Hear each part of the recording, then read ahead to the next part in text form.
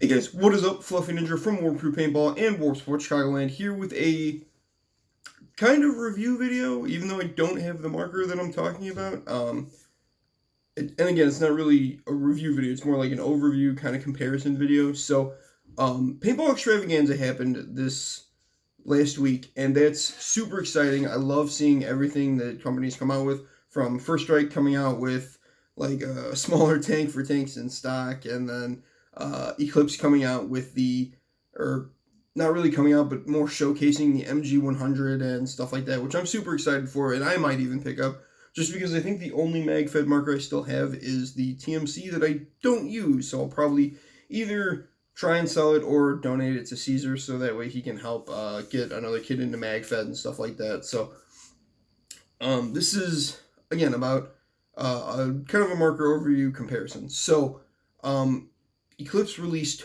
what they're now calling the 170R. The 170R. Looks really cool. I'm not a huge fan of the CS platform. I didn't like my CSR when I had it. It shot phenomenal. I just didn't like the grips. I thought they were just way too thick. The CS1, 1.5, etc. Like they're great shooting markers. I just didn't like the way they felt in the hands. The CS2, I do like the way that it feels in the hands. The problem is the trigger doesn't feel great. I mean, the one that I shot obviously wasn't adjusted. Our guy Dewey picked it up at Living Legends. He picked up the Zombie Killer Edition from Trade My Gun that was there, and he let me shoot it, and I was like, wow, this thing shoots fucking amazing. I don't like the trigger though, and again, it was because I prefer my triggers a little bit stiffer, just so I actually have to work to pull it instead of those guys that can bump the fucking gun and it shoots. I played with those guys out at CPX, and it's fucking irritating. But so the 170R still has the the adjustable trigger like the 160R, so you can take off the trigger plate and swap it and stuff like that. So it's got like this style trigger. I believe, again, from what I've seen, that's what it looks like, but it has the blade trigger, not this kind of trigger, which is, again, the one that I prefer. It does come with the pops stock, so that's super cool. The AT pipe is gone. Again, a really nice feature. Other than that, you're not really getting much. You're getting the shaft 5 barrel, which, again, if it comes in a, what is this? 689. While granted the 689 is a good bore barrel, most paint is not boring that big anymore. I use my 687 for my CVO, and even that I have roll through. So it's kind of like Eclipse, you need to start making a tighter bore. I think Bob Long has stuck with 685 for the last, I don't know, I want to say 5 to 10 years almost. I know on the G6Rs it comes with a 685, and those have been coming out since 2011. I'm pretty sure. No, I think they came out with a 693 actually. So I'm not super familiar with Bob Long stuff, but Eclipse has basically been coming out with a 689 bore for all of their guns up until the CS 1.5. I don't know, whatever came with that stupid fucking carbon fiber barrel. Like they've basically been coming out with 689, which is just somewhat overly big. It's good for all situations, that is for sure. So on their cheaper guns like the 160R and then the ETHA 2, like it's a perfect selection. I just wish you had the ability to select a different bore barrel without having to either A, buy a barrel kit, or go with a Freak ready back, or just go with a Freak kit in general. I mean, granted, I prefer the Freak system just overall. I think it's just a better barrel system. When I had the CSR, the barrel system that came with it, while the backs were really nice, the tips were just awful. Like, it was proven that some of the CSR tips, and mine was one of them, were curved or bent, or just they weren't right. Like the first couple CSRs that came out, and I got one of the first couple ones from Warped, it wasn't right. It wasn't correct. And as far as I know, Planet Eclipse never did anything to correct that problem for those customers. I traded my CSR for a Lux Ice right away, so I didn't really care. But So the 170R coming out, again, is coming out with the Shaft 5 barrel. There's really nothing new. As far as I've seen, I don't have one. I haven't held one in my hands. I'd like to. I really would like to. I think it looks like a super nice gun. I feel like they over milled it a little bit, and that's kind of annoying, but other than that, they look really nice. Like, that is a very sleek looking gun, and the amount of cuts and weight that they removed from the 170R almost looks like it's too much. Like they over milled it a tad from what I've seen. And of course, you can go and look at Lone Wolf Paintball did a fucking amazing video. Absolutely, go look at their video. I know I watched it as soon as it was uploaded. I think I watched it maybe 13 minutes after they uploaded it, and I was at fucking work. So my boss wasn't really happy, but he wasn't really paying attention to me. But so the 170R looks really cool. The only features that I can tell that you're getting over a 160R is a pops installed right away. I installed mine, a couple extra bucks I had to spend, but it's worth it, I think. The AT pipe is removed. The battery is now moved to the front grip. Your regulator is in your grip. You get a low profile feed neck. You're still running the gamma core, so the guns are going to be as efficient. They said it's a new regulator, but it's the same regulator I think that would be in a CS2, CS1, etc., because it's just in the grip. Like there are changes that you can make to a regulator, but not in the short amount of time that they had to increase efficiency. Granted, the gamma core is extremely efficient. I absolutely love the efficiency of my G-Tech. I was able to shoot 13 pods and a loader off of my 160R with a 77, of course. But at the end there, it was spitting them out, and it wasn't really getting in there. So the efficiency that you get with the 160R is going to be about the same. Like, no matter what they tell you, it's going to be similar. And then the efficiency that I've gotten out of my 160R, we've also gotten out of our XLSs. And they've had pretty much the same design as a 170R. I mean, granted, there's a huge difference. I'm not debating that. But again, macroless, AT pipeless, regulator in the front, battery in the grip, OLED board, quick removable bolt, low-ish profile feed neck, I would say. Similar, but decent feed neck.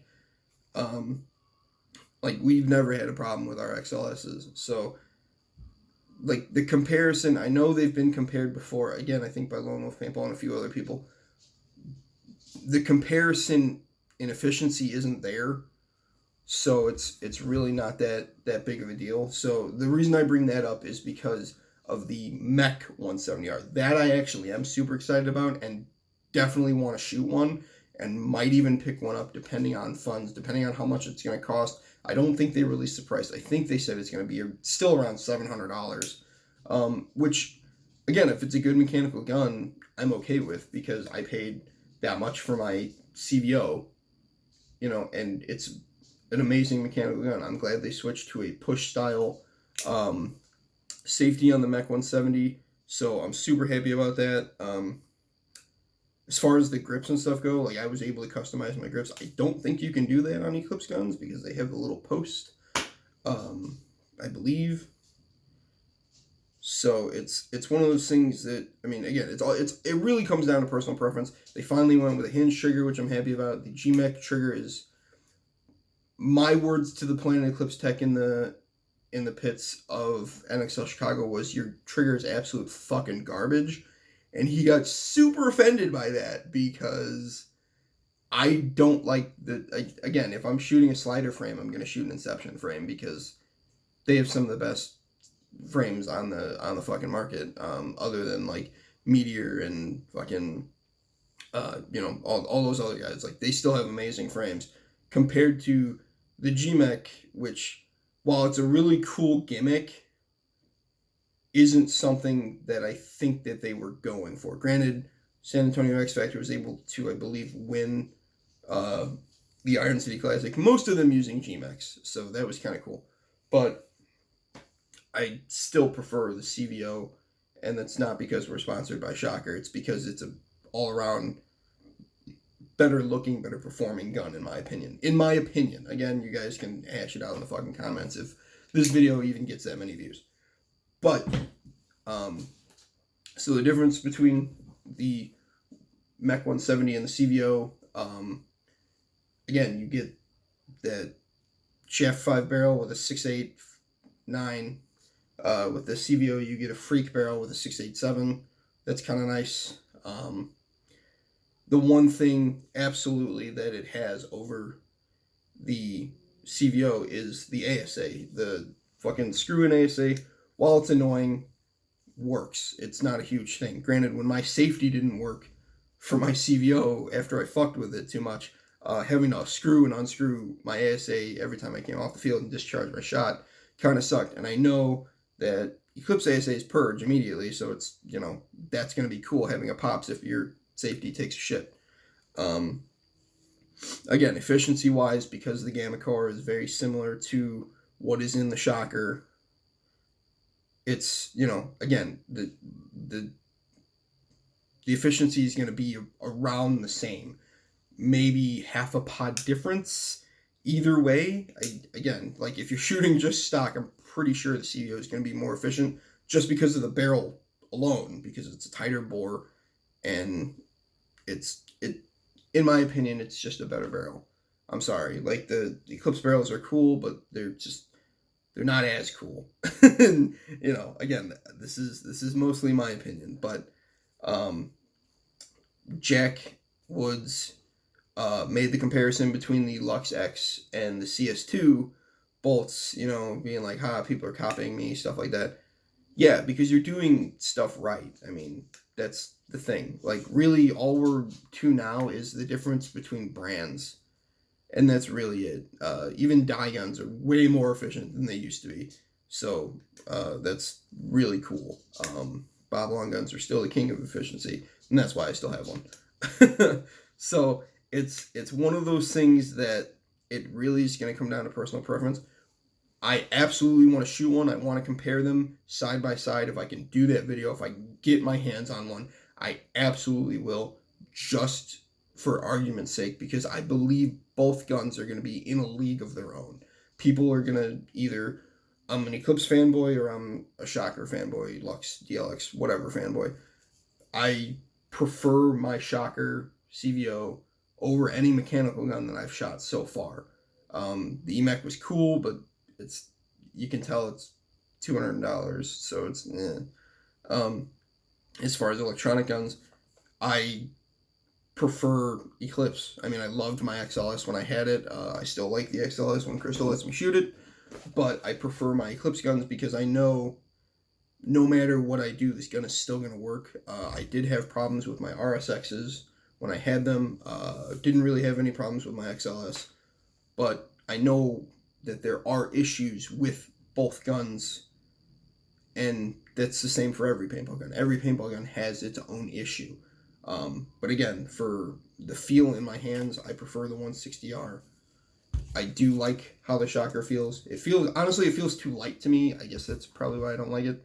But for my CVO, I'll stick with that over any mech gun on the market. Again, my tune may change if I get my hands on a Mech 170R, so I hope so. I hope you guys enjoyed this video. I hope this kind of gives you some food for thought. Again, go check out Lone Wolf Paintball video if you haven't. If you're subscribed to me, I don't know why the fuck you're not subscribed to them. That's ridiculous. But absolutely go check out their videos. I'm really liking what they're doing. Again, Paintball Extravaganza happened. I never get to go because fuck me.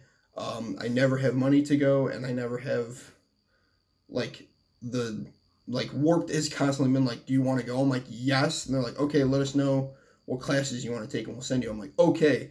Do I have to pay for these classes? Yes. Fuck, I don't have any money. So that just keeps happening, unfortunately. So yeah, thank you guys again very much for watching, and I will catch you in the next video.